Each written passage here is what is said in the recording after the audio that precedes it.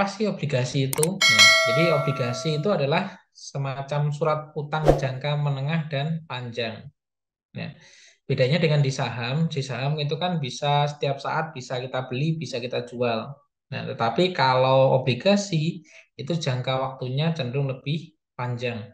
Nah, jadi untuk investasi obligasi ini lebih ke jangka menengah ataupun panjang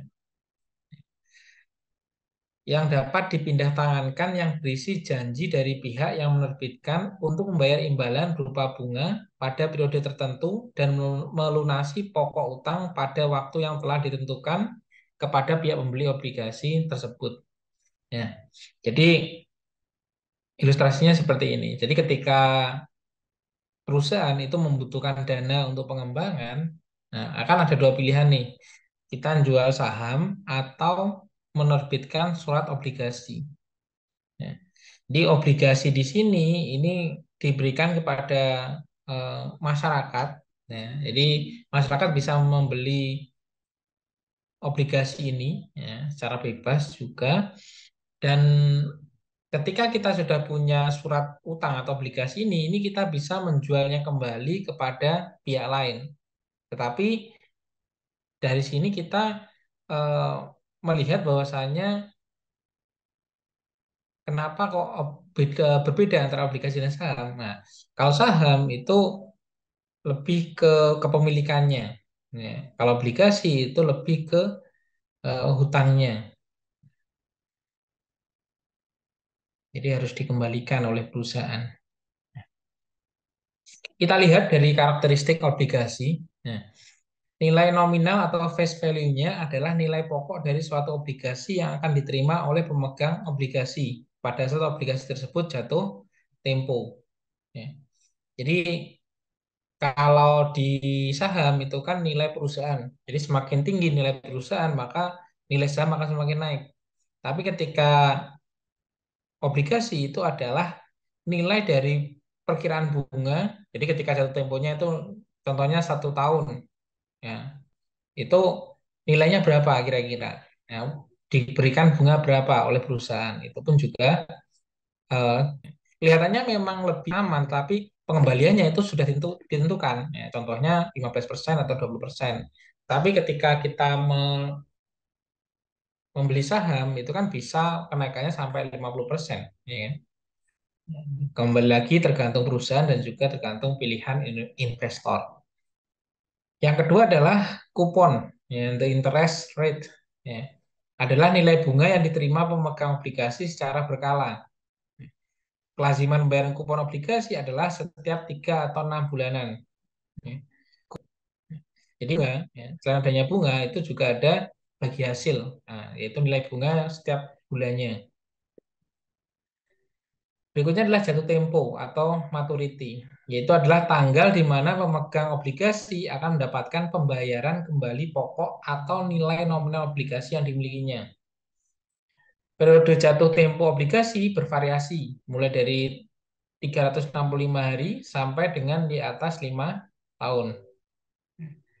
Obligasi yang akan jatuh tempo dalam waktu 1 tahun akan lebih mudah untuk diprediksi, ya, sehingga memiliki resiko yang lebih kecil dibandingkan dengan obligasi yang memiliki periode jatuh tempo dalam waktu lebih dari 5 tahun. Ya. Secara umum, semakin panjang jatuh tempo suatu obligasi, semakin tinggi kupon atau bunga yang didapatkan. Ya. Jadi dengan perkembangan teknologi saat ini, dengan perubahan iklim, perubahan ekonomi, ini pun disarankan adalah obligasi yang jangka pendek, hanya 1 tahun. Kenapa demikian? Karena bisa jadi perusahaan A itu di tahun kedua atau tahun ketiga atau bahkan tahun kelima itu mengalami kemunduran.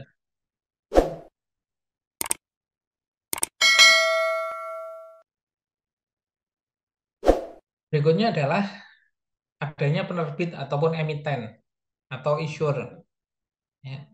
Mengetahui dan mengenal penerbit obligasi merupakan faktor sangat penting, ya, dalam melakukan investasi obligasi retail. Ya.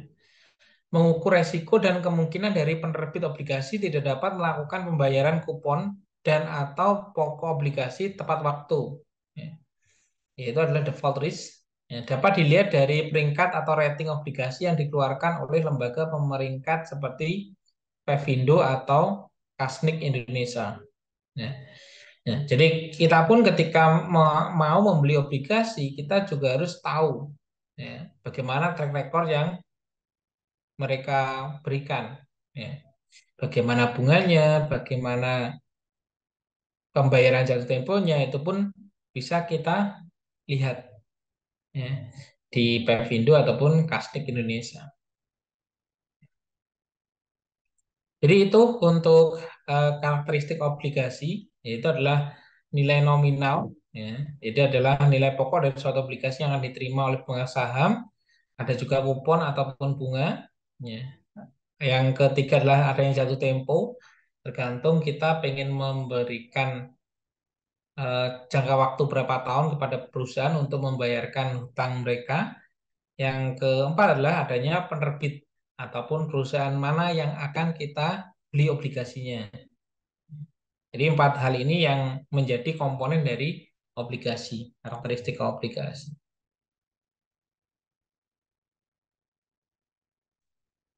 Nah, adanya obligasi ya, dilihat dari sisi penerbit, yaitu adalah corporate bonds, yaitu adalah obligasi yang diterbitkan oleh perusahaan, baik yang berbentuk badan usaha milik negara maupun badan usaha milik swasta. Ada juga government bonds, yaitu obligasi yang diterbitkan oleh pemerintah pusat. Yang ketiga adalah municipal bond, yaitu obligasi yang diterbitkan oleh pemerintah daerah untuk membiayai proyek-proyek yang berkaitan dengan kepentingan publik. Ya. Jadi eh, corporate bonds itu yang biasa dilakukan oleh perusahaan-perusahaan besar. Ya.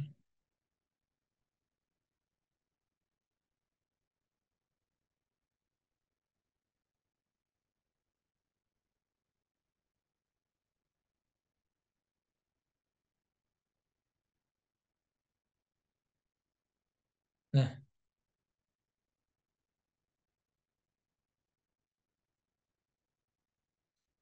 contoh yang bisa kita lihat itu adanya perusahaan-perusahaan besar. Ya. Apple pun melakukan penjualan obligasi. Ya. Ya, itu adalah perusahaan teknologi yang menerbitkan nilai yang sangat besar pada tahun 2020 untuk membiayai kegiatan bisnisnya. Ada juga Ford ya,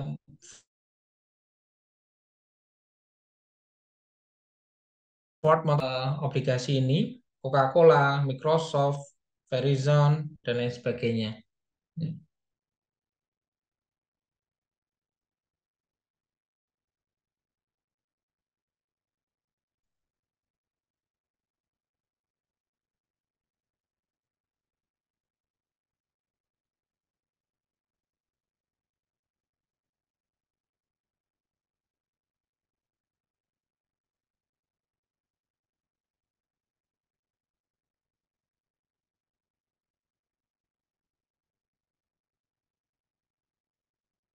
Nah, biasanya di satu perusahaan, kenapa kau melakukan proses obligasi? Nah, untuk apa? Untuk kenapa kok tidak hanya menggunakan saham?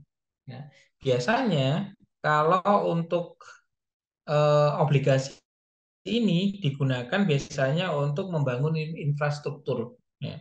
Jadi perusahaan dapat mengeluarkan obligasi korporasi untuk membiayai pembangunan infrastruktur seperti pabrik, gudang, atau fasilitas penelitian dan pengembangan. Nah, sedangkan untuk saham itu digunakan untuk membiayai operasional.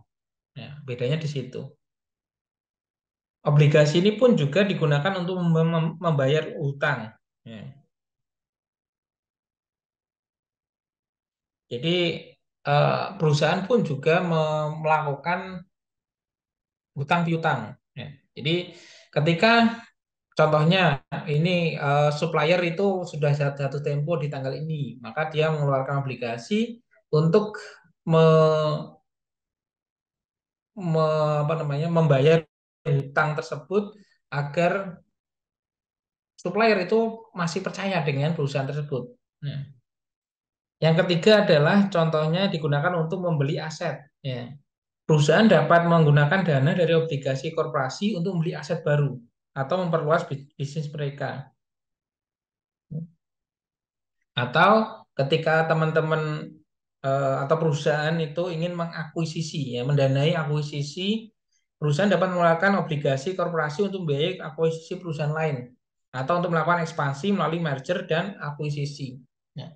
Jadi ketika kita berbicara tentang investasi suatu perusahaan itu tidak hanya kita mengembangkan produk kita, tetapi ketika kita ingin, ya, memperluas penjualan atau memperluas perusahaan itu kita bisa mengakuisisi perusahaan lain. Jadi kalau di dalam investasi satu perusahaan itu bukan hanya tentang jual beli saja, tetapi tentang akuisisi, saling mengakuisisi perusahaan satu dengan perusahaan yang lain. Karena melihat prospeknya yang begitu besar. Yang kelima adalah membayar dividen. Ya, perusahaan dapat menggunakan dana dari obligasi korporasi untuk membayar dividen kepada pemegang saham atau untuk memperkuat kas perusahaan. Nah, jadi obligasi korporasi ini memberikan manfaat bagi investor karena memberikan pendapatan tetap dalam bentuk bunga secara teratur dan membantu perusahaan dalam mendapatkan dana yang diperlukan untuk membiayai kegiatan bisnis mereka.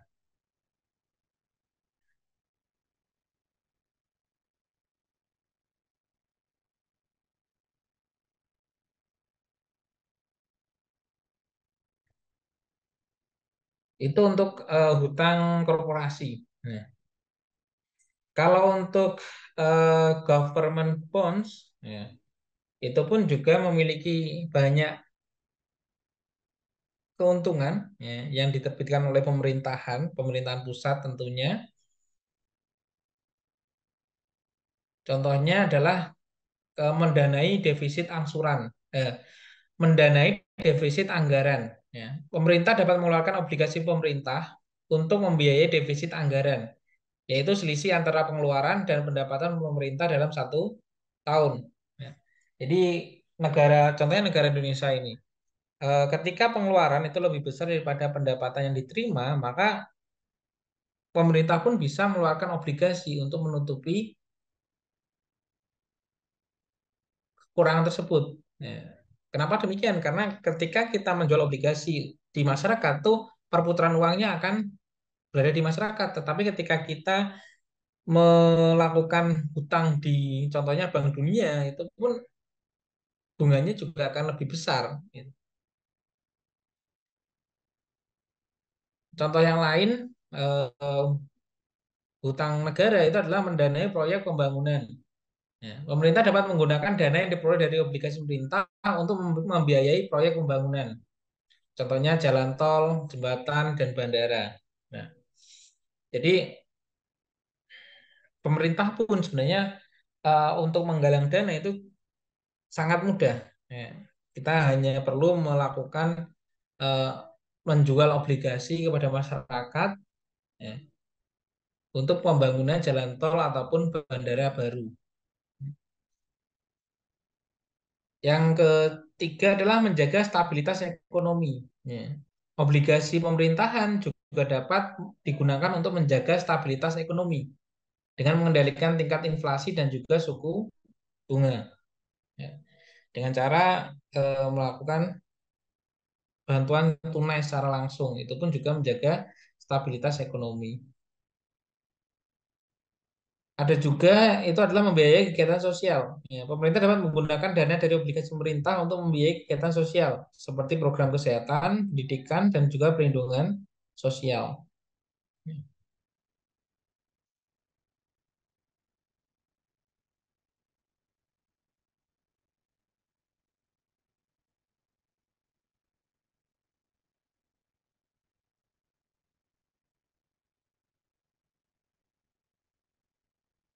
Nah, yang pertama tadi adalah tentang hutang korporasi, yang kedua adalah tentang hutang pemerintahan, itu adalah yang ketiga adalah obligasi daerah.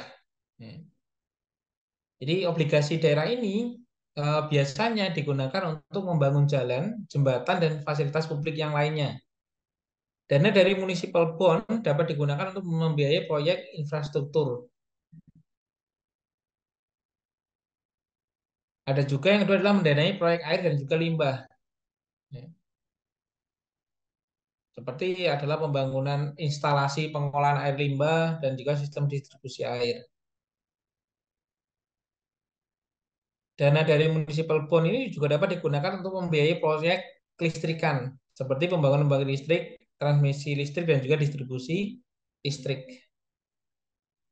Ada juga mendanai proyek pendidikan, ya, digunakan untuk pembangunan gedung sekolah ataupun kampus universitas. Ya. Yang kelima adalah untuk mendanai atau membiayai pembangunan perumahan bagi warga yang kurang mampu. Itu pun juga bisa dilakukan.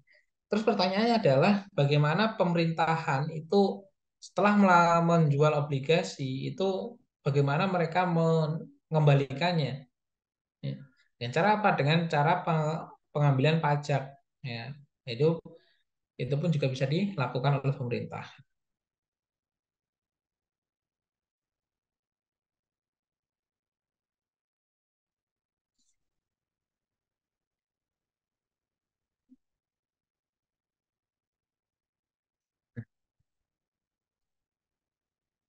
Obligasi dilihat dari sistem pembayaran bunga. Ya, itu adalah yang pertama zero coupon bonds.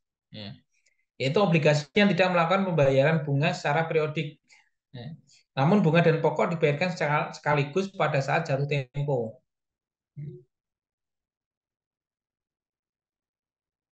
Yang kedua adalah coupon bonds. Ya, yaitu adalah obligasi dengan kupon yang dapat diuangkan secara periodik sesuai dengan ketentuan penerbitnya. Yang ketiga adalah fixed coupon bonds, yaitu obligasi dengan tingkat kupon bunga yang telah ditetapkan sebelum masa penawaran di pasar perdana dan akan dibayarkan secara periodik. Yang keempat adalah floating coupon bonds, yaitu adalah obligasi dengan tingkat kupon bunga yang ditentukan sebelum jangka waktu tersebut. Ya. Berdasarkan suatu acuan atau benchmark ya, tertentu seperti average time deposit, yaitu rata-rata tertimbang tingkat suku bunga deposito dari bank pemerintah dan swasta. Jadi ada banyak pilihan, ya, ada 4 pilihan ini ketika ingin membayarkan bunga obligasi.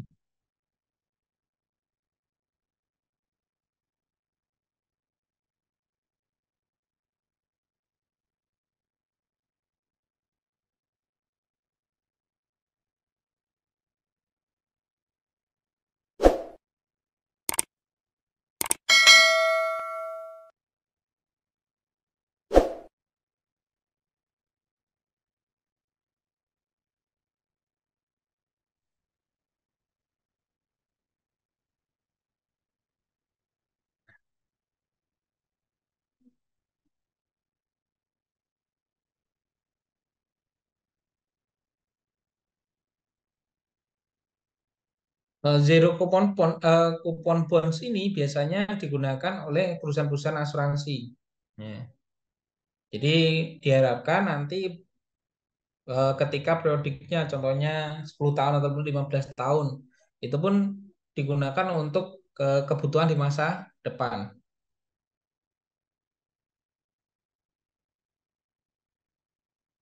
Nah, contohnya lagi adalah perusahaan-perusahaan yang membutuhkan dana ketika melakukan proyek-proyek jangka panjang.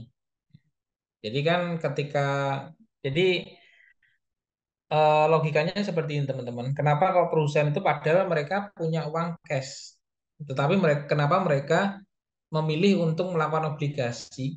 Ya. Itu karena adalah eh, agar perputaran uang itu tidak terganggu, tetapi mereka juga menambah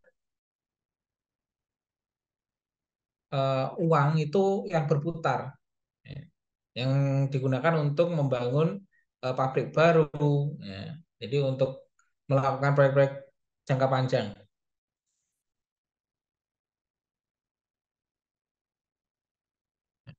Ada lagi contohnya adalah investasi pendidikan, ya, investasi yang digunakan untuk ketika kita punya anak, pengen digunakan untuk nanti di masa akan datang, itu pun juga bisa dilakukan.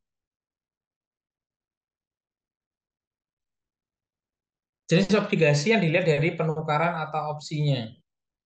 Yang pertama adalah convertible bonds. Ya. Itu adalah obligasi yang memberikan hak kepada pemegang obligasi untuk mengkonversikan obligasi tersebut ke dalam sejumlah saham milik penerbitnya. Ya. Jadi ada beberapa obligasi itu yang dikonversi ke dalam saham. Jadi ketika dalam jangka waktu tertentu itu bisa dikonversi menjadi sebuah saham.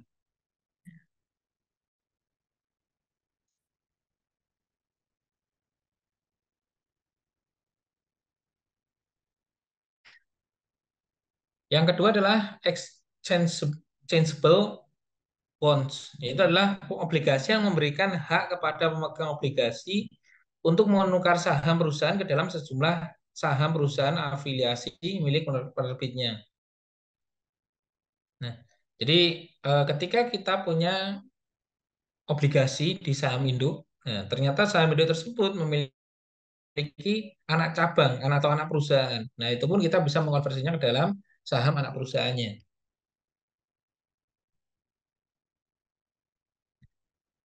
Yang ketiga adalah callable bonds, yaitu obligasi yang memberikan hak kepada emiten untuk membeli kembali obligasi pada harga tertentu sepanjang umur obligasi tersebut.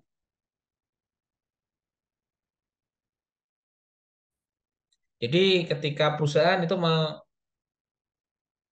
melakukan atau menjual obligasi, nah kalau callable bonds ini perusahaan itu bisa membeli obligasi ini kembali dari tangan investor. Yang keempat adalah putable bonds, itu obligasi yang memberikan hak kepada investor yang mengharuskan emiten untuk membeli kembali obligasi pada harga tertentu sepanjang umur obligasi tersebut. Ya.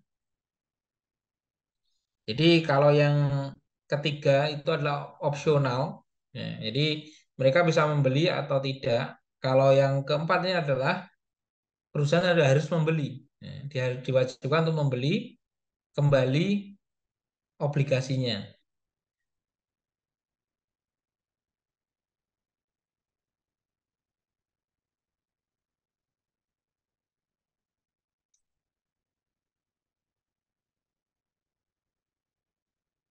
Berikutnya adalah obligasi dilihat dari segi jaminan atau kolateralnya.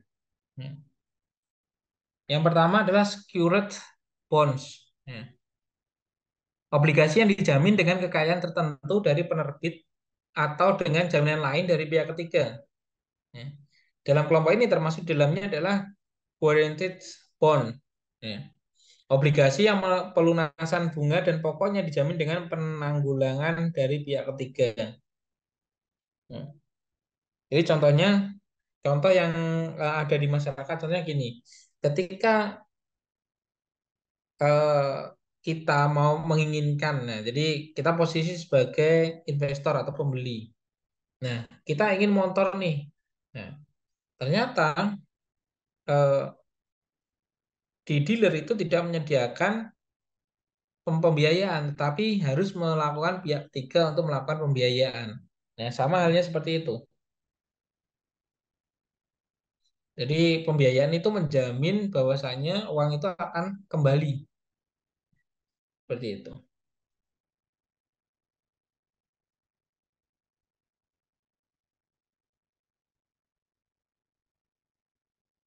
Yang kedua adalah mortgage bond. Hmm. Obligasi yang pelunasan bunga dan pokoknya dijamin dengan agunan hipotek atas properti atau aset tetap. Hmm. Jadi eh, ada semacam underlyingnya. Jadi underlyingnya contohnya emas ataupun aset perusahaan, pabrik sebagai jaminan bahwasanya perusahaan akan mengembalikan obligasi uang dari investor, ya, yang berupa obligasi tersebut. Yang ketiga adalah collateral trust bonds, ya, obligasi yang dijamin dengan efek yang dimiliki penerbit dalam portofolionya.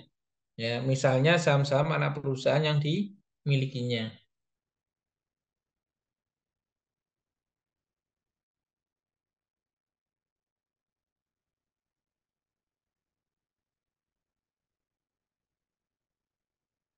Jadi yang kedua adalah unsecured bond. Nah, jadi obligasi yang tidak dijaminkan dengan kekayaan tertentu, tapi dijamin dengan kekayaan penerbitnya secara umum. Nah, jadi kalau secured bonds itu lebih aman karena apa? Karena di underlying atau dijaminkan dengan perusahaan dengan aset yang nyata. Tetapi kalau unsecured bond itu dijaminkan secara umum. Nah, nilai-nilai perusahaan, nah, seperti itu.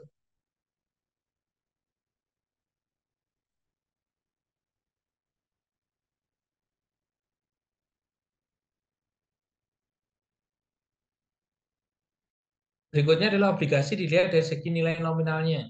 Ya.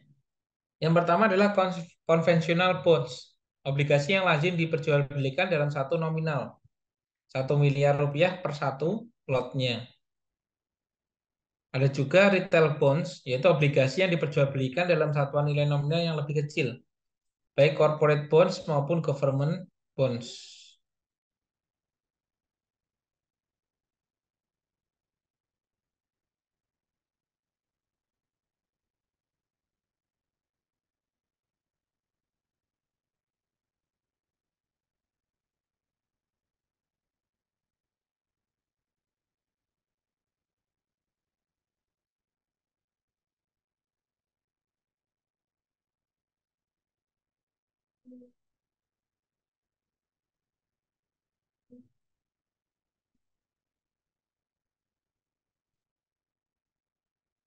Berikutnya adalah obligasi dilihat dari segi-segi perhitungan imbal hasilnya. Ya. Ada dua jenis obligasi, ya, yang menjadi yang beredar di masyarakat. Yang pertama adalah conventional bonds, yaitu adalah obligasi yang diperhitungkan dengan menggunakan sistem kupon bunga. Jadi bagi teman-teman yang eh, ingin lebih syar'i, ada yang namanya syariah bonds. Jadi apa bedanya konvensional dan syariah? Itu sebenarnya sama, tetapi bedanya adalah di akadnya, jadi di perjanjiannya. Jadi kalau obligasi konvensional bond itu memang berupa kita akan memberikan bunga. Tetapi kalau syariah bonds itu adalah obligasi yang perhitungan imbal hasilnya dengan menggunakan perhitungan bagi hasil. Dari bentuk ini dikenal dengan dua macam obligasi syariah. Nah, jadi kalau konvensional bond itu pasti bunganya akan diberikan. Ya, jadi perjanjian awal contohnya 10% ya akan diberikan sebesar 10%.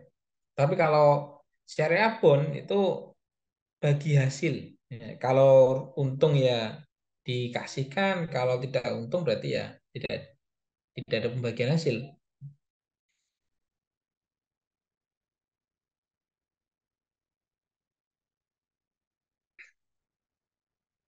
Jadi syariah bond itu terdiri dari dua, yaitu adalah obligasi syariah mudharabah, merupakan obligasi syariah yang menggunakan akad bagi hasil sedemikian sehingga pendapatan yang diperoleh investor atas obligasi tersebut diperoleh setelah mengetahui pendapatan emiten.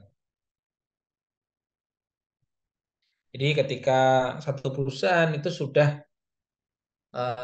di operasionalnya sudah dikasihkan, terus untuk gaji-gaji sudah dikasihkan, untuk suplai-suplai sudah dilunasi. Nah, itu baru sisanya itu dibagi.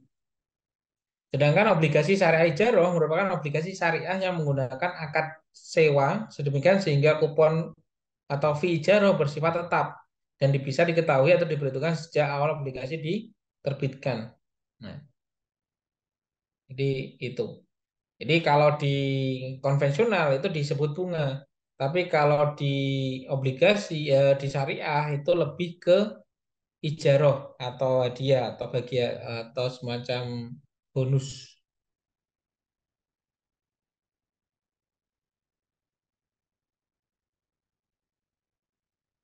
Jadi itu teman-teman di dalam obligasi.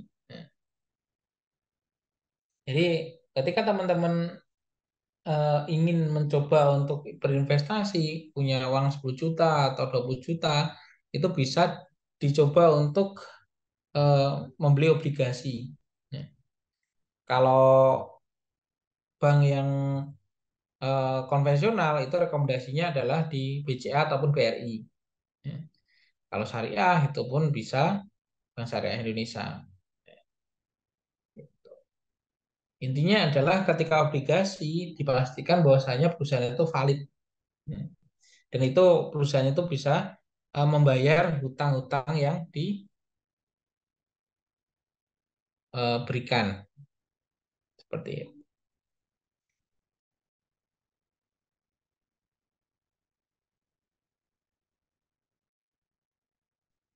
Dari sini mungkin ada pertanyaan teman-teman tentang obligasi ini. Ya.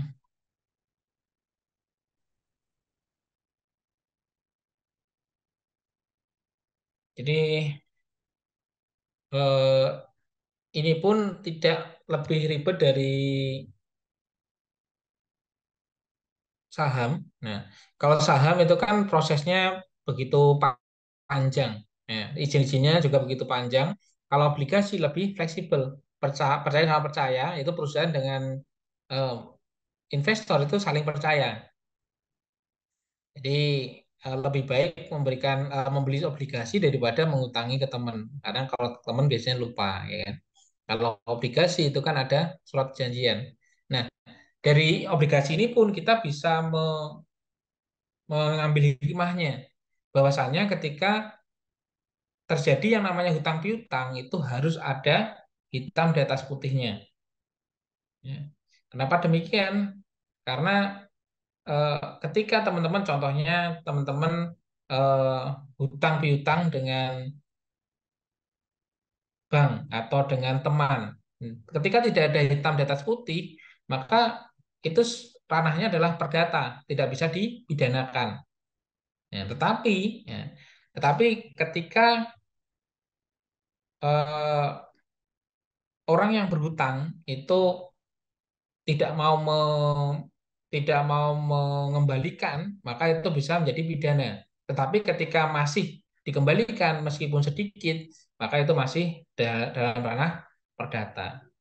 Jadi ketika teman-teman punya hutang di bank, itu ranahnya bukan pidana. Jadi ya, teman-teman tidak bisa dipenjarakan. Tapi teman-teman eh, harus tetap mengembalikannya. Yang penting adalah adanya negosiasi. Nah, obligasi pun juga sama. Adapun negosiasi, ya, yang penting adalah komunikasi antara perusahaan dengan investornya. Ya. Jadi sama-sama percaya, sama-sama tahu keadaannya. Oh. Jadi ketika perusahaan itu sedang baik-baik saja, maka mereka ya mau membayar dengan sesuai dengan ketentuan. Tetapi ketika perusahaan itu sedang turun, nah itu pun bisa di reschedule. Ya. Bisa dilakukan proses negosiasi dengan investor seperti itu. Ya. Kalau tidak ada pertanyaan, mungkin itu saja untuk pertemuan kali ini. Ya. Semoga bermanfaat. Pak, mohon maaf Pak, tadi saya belum di absen Pak. Atas nama Tadi Pak, Ahmad absen. Afandi. Ya. Tadi saya panggil tidak ada. Ya. Iya Pak. Siap. Ada Saya lagi juga yang ya Pak, atas nama Sri Wahyuni. Sri Wahyuni. Saya cari tadi Sri Wahyuni mana Iya, biasanya. tadi saya perjalanan soalnya. Oh, Saya masuknya telat. ada lagi yang belum? Udah Pak, terima kasih Pak. Siap. Oke, itu saja untuk pertemuan kali ini ya. Semoga bermanfaat. Terima kasih. Saya akhiri cukup sekian. Wassalamualaikum warahmatullahi wabarakatuh. Selamat malam teman-teman sekalian. Waalaikumsalam warahmatullahi wabarakatuh. Waalaikumsalam.